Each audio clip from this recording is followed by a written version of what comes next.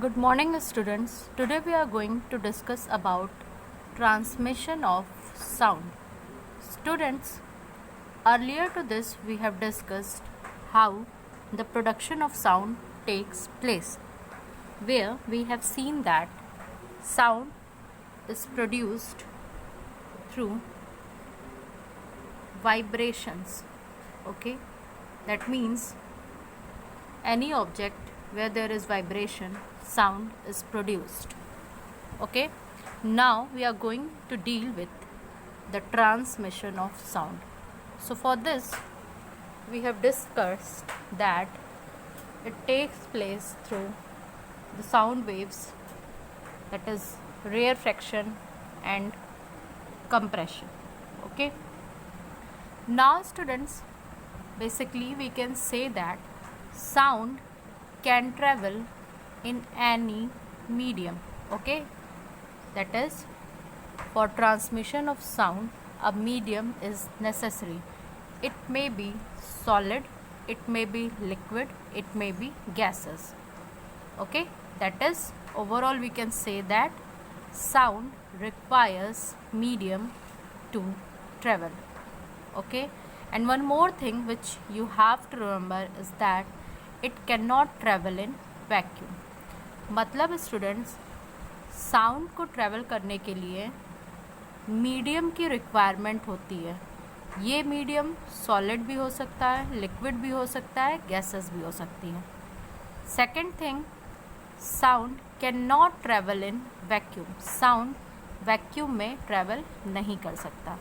Okay, so now we are going to discuss about the transmission of sound in air. अगर हम बात करें sound के transmission की एयर में, so students, air is necessary for transmission of sound. Sound के transmission के लिए air is necessary. Okay students, आप इसको इससे अज्यूम कर सकते हैं. Suppose that you are sitting in a classroom and some of your students are outside the classroom. Whatever you say in the classroom, they can hear outside the classroom. Okay, and why it is so? Because the sound is transmitted through air. Now students, we are going to discuss about transmission of sound in liquids. Okay, so students, we are going to discuss about the transmission of sound in liquid. Sound can transmit through liquids.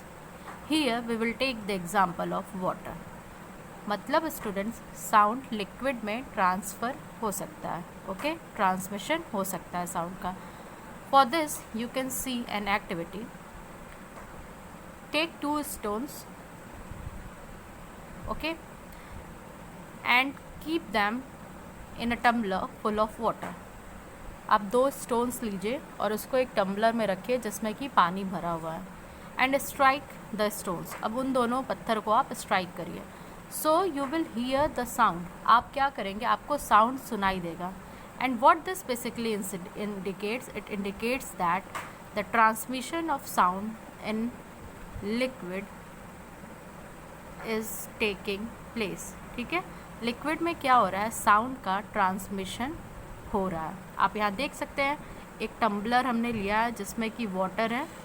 इस water में हम 2 stones को strike कर रहे हैं और इन stones को जब हम स्ट्राइक कर रहे हैं तो हमें इनकी आवाज़, साउंड सुनाई दे रही है. You can do it at your home also. आप अपने घर में भी इस एक्सपेरिमेंट को करके देख सकते हैं. Now students, we are going to discuss about transmission of sound in solids. Students, अब हम बात करेंगे साउंड के ट्रांसमिशन की सॉलिड्स में. So students, sound waves transmit through solids also. Sound wave जो होती हैं वो सॉलिड में भी क्या होती हैं, ट्रांसमिट करती हैं. प्रैक्टिकली हम कैसे देख सकते हैं स्टूडेंट्स, इसके लिए आप एक नॉर्मल एक्सपेरिमेंट परफॉर्म कर सकते हैं जो आप अपने चाइल्डहुड से में भी करते हैं. आपको एक एम्प्टी कैन लेनी है. कोई भी कैन आप ले सकते हैं स्टूडेंट्स. एम्प्टी बॉक्स होना चाहिए. उसमें आप होल कर दीजिए. 2 बॉक्सेस लीजिए, दोनों बॉक्सेस में होल कर दीजिए और उन्हें एक थ्रेड से कनेक्ट कर दीजिए. Now students you can see here in this figure, आप इस तरीके से अरेंज हो जाइए। एक स्टूडेंट्स एक कॉर्नर पे रहे, दूसरा स्टूडेंट्स दूसरे कॉर्नर पे। ओके, पहला स्टूडेंट्स जो कैन की बॉक्स को थ्रेड से जोड़ा हुआ है उस कैन को अपने माउथ के पास रखें और उसमें बोले। दूसरा स्टूडेंट्स उसी कैन को अपने ईयर के पास रखें और सुनने की कोशिश करें। सो स्टूडेंट्स इस केस में स्टूडेंट्स देखेंगे कि उन्हें साउंड जो है वो मिल रही है।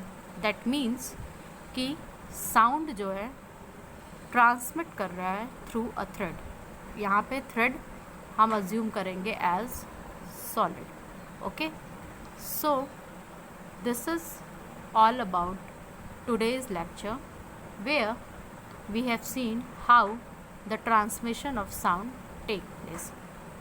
The only two things which you have to remember is that students, sound can travel in any medium. That is, medium is required for movement transmission of sound.